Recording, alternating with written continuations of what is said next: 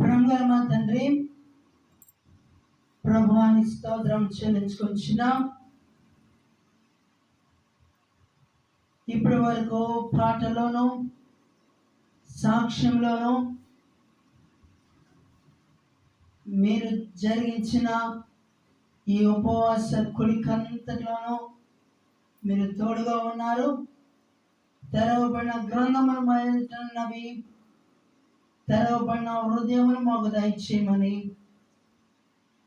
నిద్రమతో పరధ్యాన శక్తులను బంధించి మీ మాటలో దాగి ఉన్న శక్తివంతమైన కార్యము వినుచిన అనేక మంది హృదయాల్లో జరిగించమని, మూయబడిన ప్రతి మనోనేత్రములను తెరవచేయమని, మీ వాక్యములో శక్తి ఉన్నదని, మీ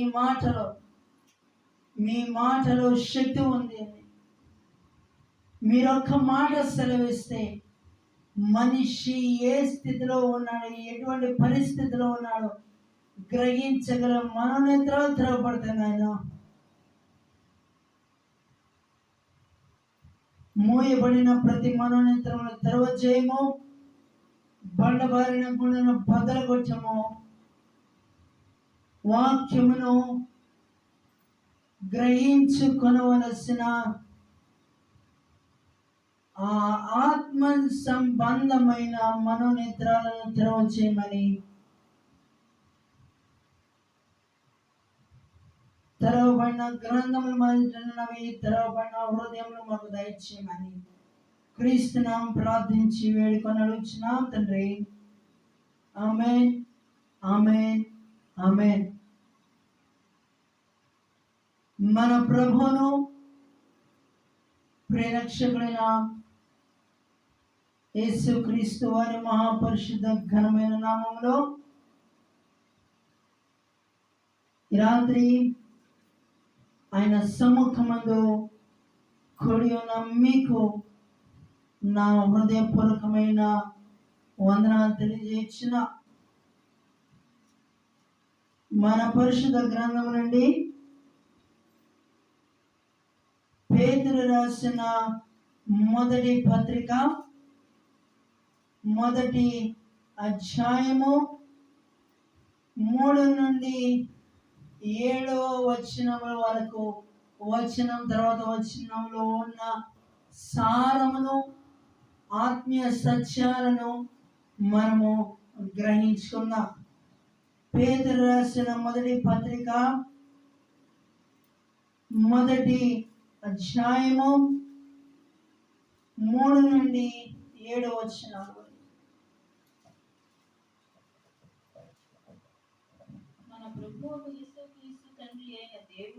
మన ప్రభువుకు యేసుక్రీస్తు అయిన తండ్రి అయిన దేవుడు స్తుతింపబడును గాక. మృతులలో నుండి యేసుక్రీస్తు తిరిగి లేచుట వలన జీవముతో కూడిన నిరీక్షణ మనకు కలుగుచున్నట్లు అనగా అక్షయమైనదియు నిర్మలమైనదియు వాడబారనిదియునైన స్వాస్థ్యము మనకు కలుగునట్లు ఆయన తన విశేష కనికరము చొప్పున మనలను మరలా జన్మింపచేసెను. అపోస్తలుడైన పౌలు గారు పేతురుకు రాస్తూ ఇట్లా సంబోధిస్తున్నారు.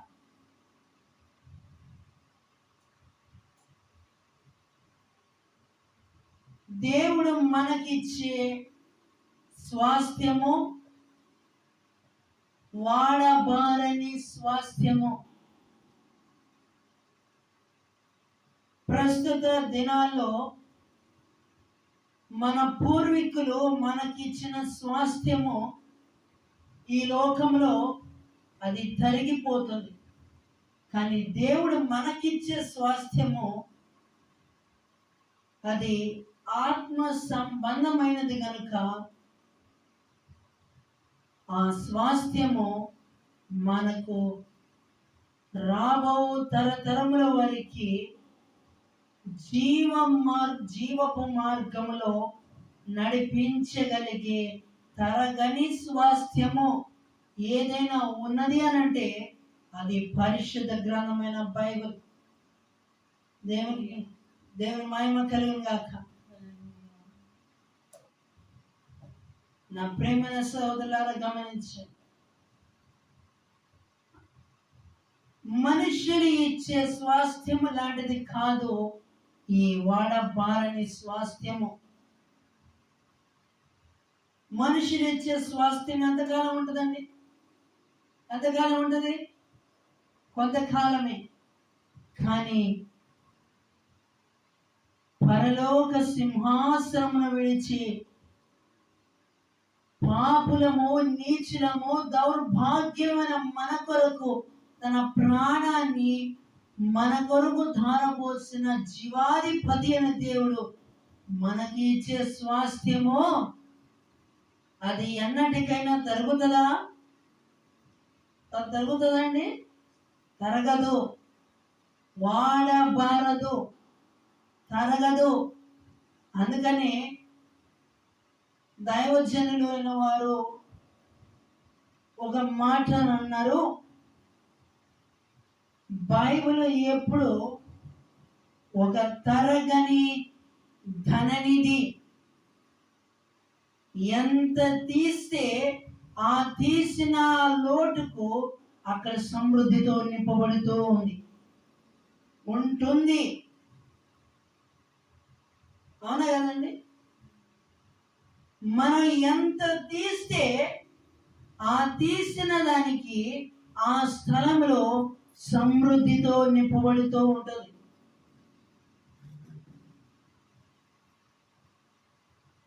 ఇంగ్లాండ్ దేశానికి చెందిన విశ్వాస వీరులలో ఒకరైన జాన్ వెస్లీ గారు ఒక మాట.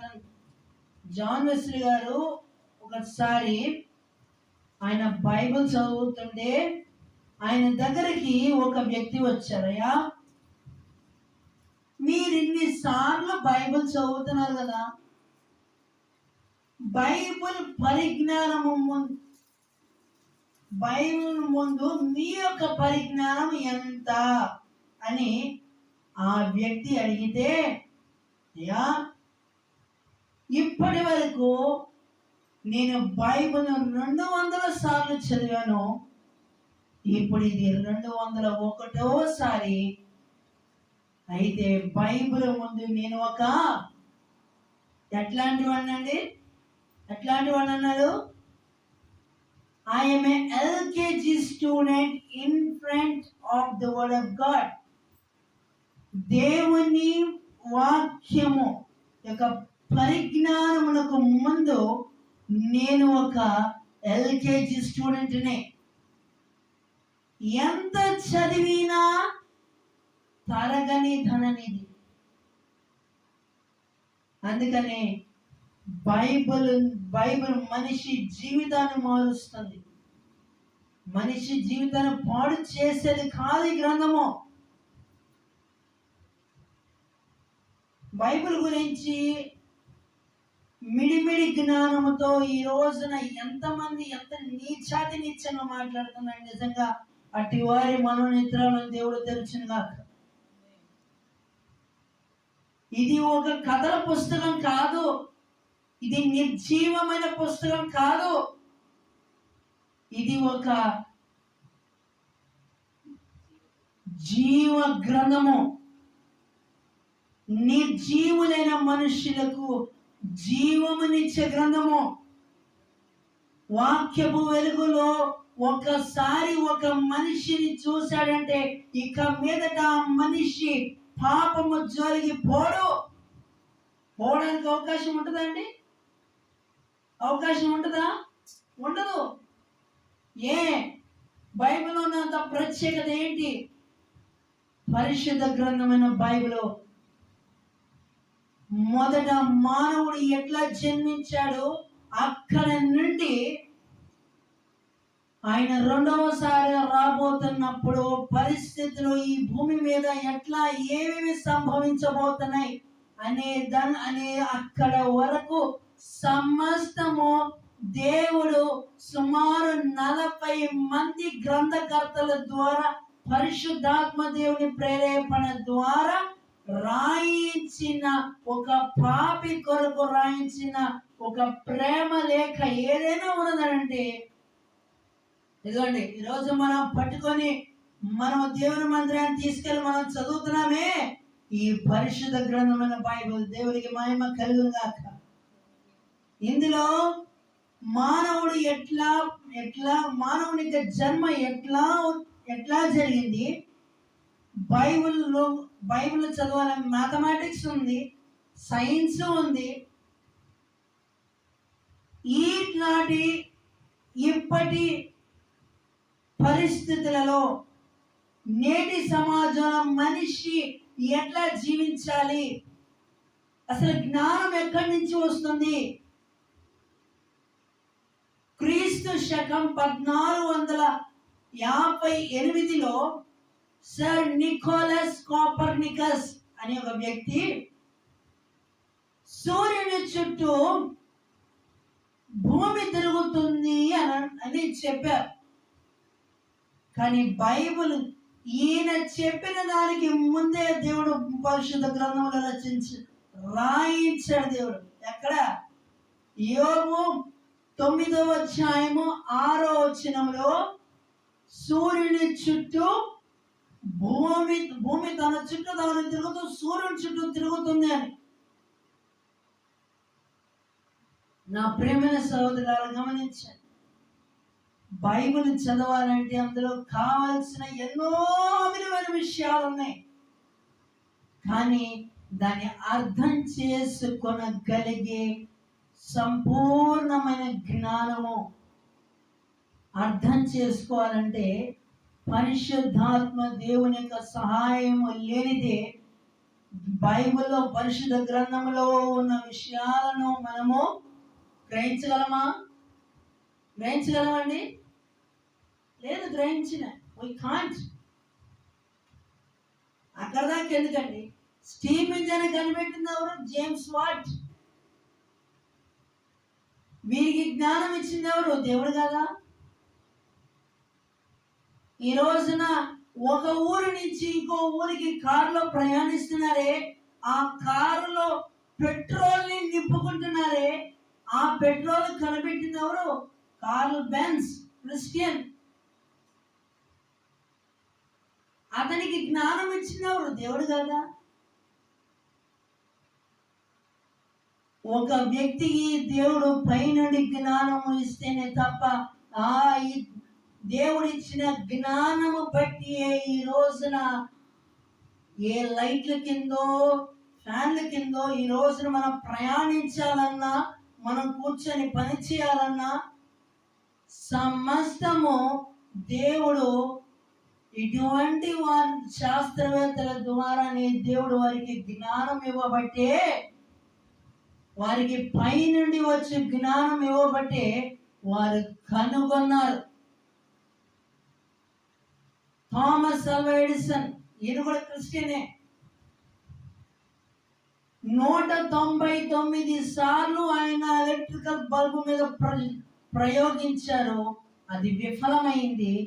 200 సారి ఆయన ప్రయోగించినప్పుడు అది విజయవంతమైంది. ఆయన అన్నమాట ఏంటో తెలుసా? దేవుడు నన్ను వెలిగించాడు, నేను ప్రపంచాన్ని వెలిగించాను. ఎంత అద్భుతమైన మాట చూడండి. దేవుడు నన్ను వెలిగించాడు, నేను ప్రపంచాన్ని వెలిగించానని చెప్పారు థామస్ ఆల్వా ఎడిసన్. దేవుడు మనకిచ్చిన స్వాస్థ్యము అది తరగని స్వాస్థ్యం. గమనించండి, ప్రతి మనిషికి శ్రమలు వచ్చినాయి అనంటే ఆ శ్రమను చూసి భయపడి వెళ్ళిపోతున్నారు. కానీ ఈనాటి మానవుడు ఆలోచించవలసిన ముఖ్యమైన విషయం ఏంటంటే, అసలు మానవుడు ఎంత బుద్ధిహీనుడు అంటే, ఈ శ్రమల వెనకాల దేవుడు నన్ను ఈ శ్రమలో నాలో విశ్వాసము పరిమాణం ఎంత మట్టుకు ఉన్నదో అని తెలుసుకోవడానికి దేవుడు నాకు ఈ శ్రమలను దేవుడు అనుమతించాలన్న విషయాన్ని మీరు ఎంతమంది గ్రహిస్తున్నారు? సరే, వచ్చిన చదవండి.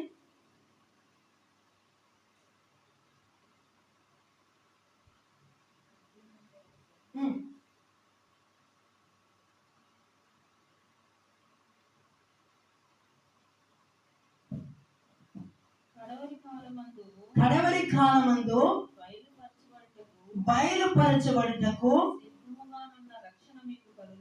సిద్ధముగా ఉన్న రక్షణ మీకు కలుగునట్లు విశ్వాసము ద్వారా దేవుని శక్తి చేత కాపాడబడు మీ కొరకు ఆ స్వాస్థ్యము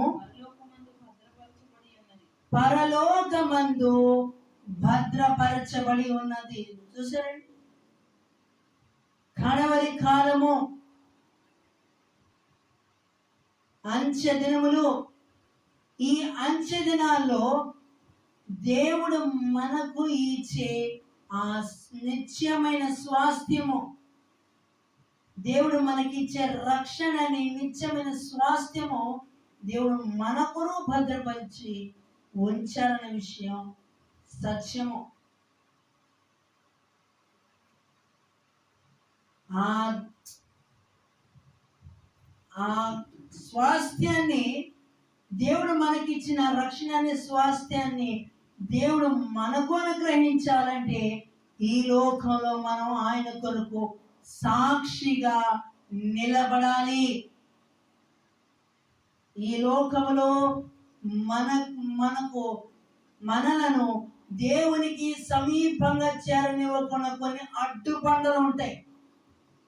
వాటిని విశ్వాసము ద్వారా మనం వాటిని జయించినప్పుడు ఆ దేవుడు మన కొరకు భద్రపరిచిన రక్షణను మనము సంపాదించుకొనగలం. ఒకసారి హెబ్రీయులకు రాసిన పత్రిక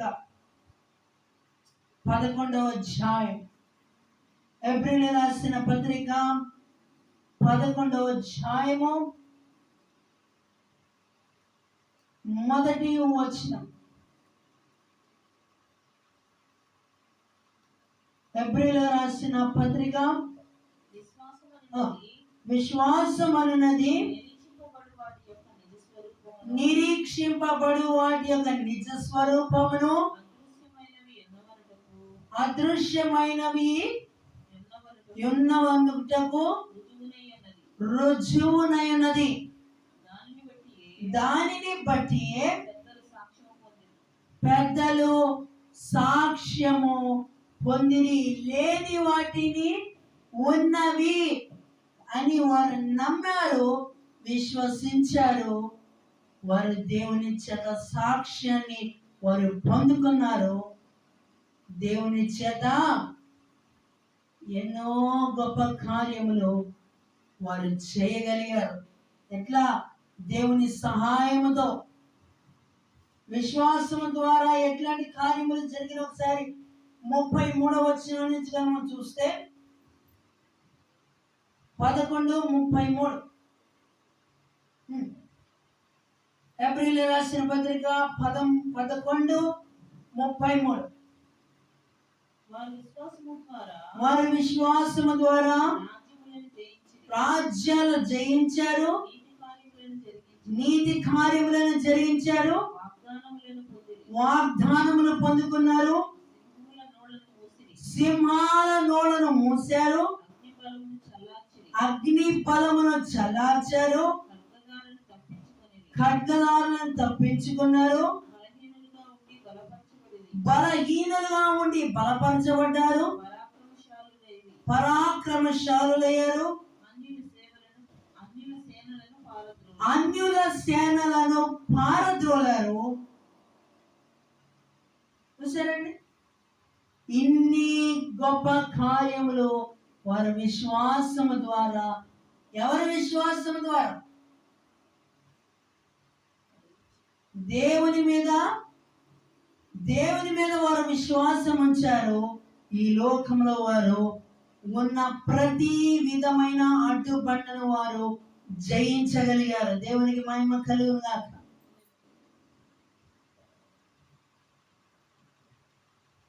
విశ్వాసము లేకుండా దేవునికి ఇష్టలై ఉండడం అసాధ్యము. ఇందువలన మీరు మిక్కిలి ఆనందించుచున్నారు కానీ అవసరమును బట్టి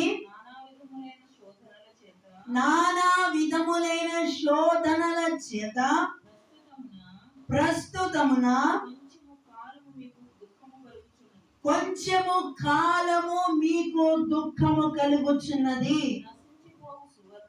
నశించిపోవు సువర్ణము అగ్ని పరీక్ష వలన శుద్ధపరచబడుచున్నది కదా. దానికంటే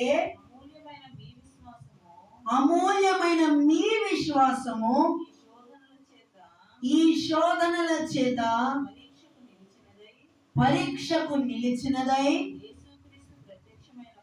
యేసుక్రీస్తు ప్రత్యక్షమైనప్పుడు మీకు మెప్పును మహిమయు ఘనతయు కలుగుటకు కారణమవుతుంది. ఎట్లా అండి? నేను ఇదివరకు మీకు ఉదాహరణ చెప్పాను.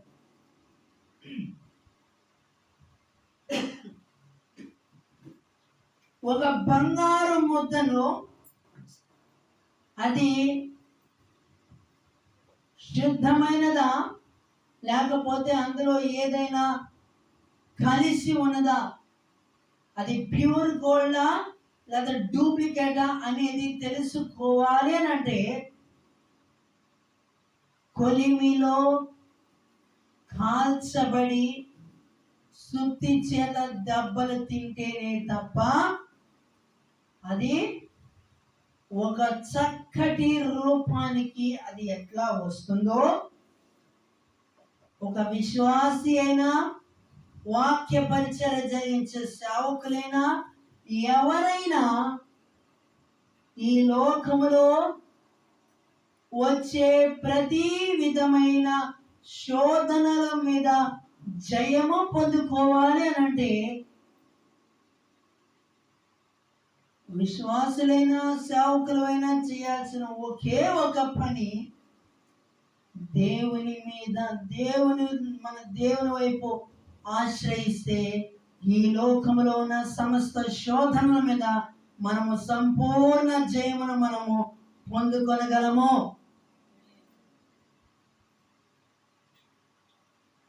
దేవుని సహాయము లేకుండా మనము వేటి మీద మనము జయము మనము చూడగలమా అండి? చూడలేము. పాత నిబంధనలో మోషేకు తోడై ఉండి ఇశ్రాయేలీయులను బలవంతంగా ఐగుప్తి దేశం నుండి బయటికి రప్పించిన దేవుడు ఏ ఇశ్రాయేలీయులు దేవుని మీద సణిగి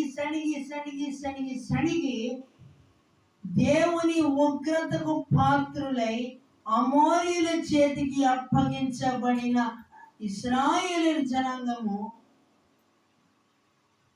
దేవుని దృష్టికి బహుశా యథార్థవంతులుగా కనబడ్డాడేమో. గిద్యోను దేవుడు అతనికి ప్రత్యక్షమై పరాక్రమం గల బలవర్జుడా అనిపించారు. నేనెక్కడ పరాక్రమవంతుడిని, నేనెక్కడ బలవంతుడిని, నేను నా సంగతి చూస్తే నేను ఇంట్లో నేను మా ఇంట్లో చివరివాడిని, నేను కనిష్ఠుడను. అయితే ఏమి, అయితే ఏంటి? So what? నేను నీకు తోడుగా ఉన్నాను. నా జనులకు ఒకానొక దినమున నీ అమోరీలను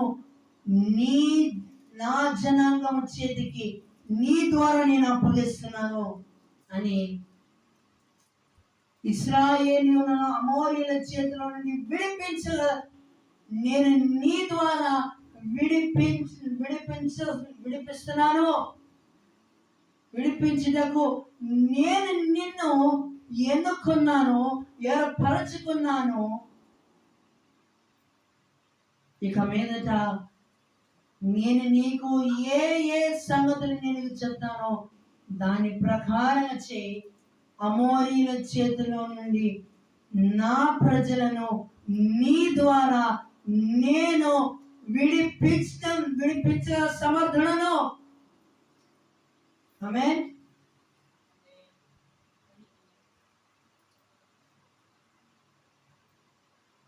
మోషే నాయకత్వం వహిస్తున్నప్పుడు ఐగుప్తుల చేతిలో నుండి ఇశ్రాయేలు ప్రజలను విడిపించిన దేవుడు, గిద్యోను ద్వారా అమోరీయుల చేతిలో నుండి ఇశ్రాయేలు ప్రజలను విడిపించిన దేవుడు,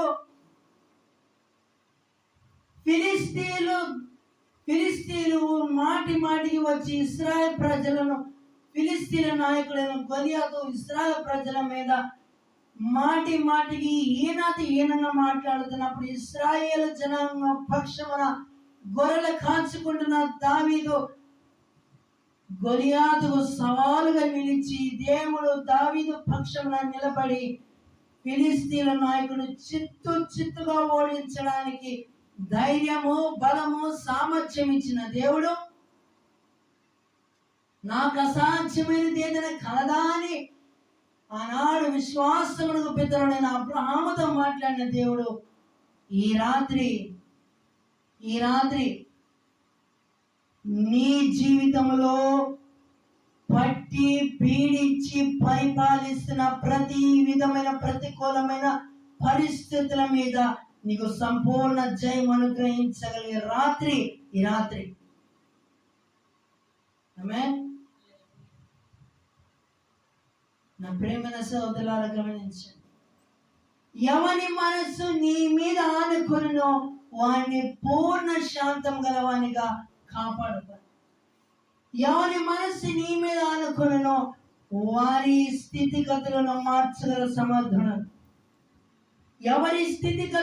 ఎవరి మనస్సు నీ మీద ఆనుకొనునో వారి కన్నీటిని నేను వారి కంటి నుండి వచ్చే ప్రతి బాష్ప బిందువును తుడిచి వారి నోటి నిండా నవ్వుతో నింపగల సమర్థుడు కాదా? ఆనాడు అబ్రహాముకు, గిద్యోనుకు, పాత నిబంధనలో ఉన్న భక్తులకు తోడే ఉన్న దేవుడు ఈ రాత్రి నీకు, నాకు, మనకు తోడే ఉన్న దేవుడు. ప్రతి విధమైన బంధకాల నుండి విడిపించగల సమర్థుడు. నమ్ము, విశ్వసించు. నీ జీవితాలు, నీ గృహాలలో పట్టి పీడిస్తున్న ప్రతి విధమైన శాపము నుండి పరిపూర్ణమైన విడుదల ఇవ్వగల సమర్థుడు. విశ్వసిస్తున్నావా? విశ్వసిస్తే నీ గృహంలో, నీ జీవితంలో దేవుడు తన కార్యము జరిగించినగాక. దాని స్థలం ఉంచండి, ప్రార్థన చేసుకుందాం. ప్రేమగల మా తండ్రి, ప్రభువాని స్తోత్రం చెల్లించుకుంటున్నాం. విశ్వాసము ద్వారా ఎన్నో కార్యములు జరిగించారు. ఆ వాడబారని స్వాస్థ్యము ఎన్నికలేని మాకు అనుగ్రహించడానికి మీరు మమ్మలను ఎన్నుకొని ఏర్పరచుకున్నందుకై మీకు వందనాలు, స్తోత్ర.